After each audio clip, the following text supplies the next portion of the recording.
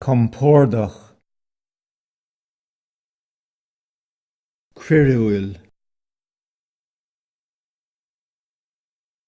Maravlach, Ordalach,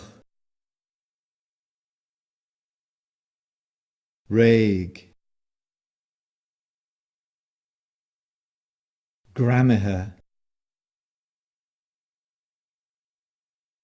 Daragnawid, Diavween, Griana, Dingwalta, Ladranach, Diakasach, Galghairach,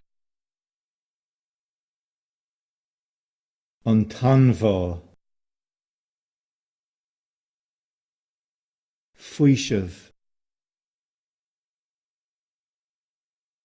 Mi Hasta, Navardalach, Sucker, Achranach, Tamachri Brishta,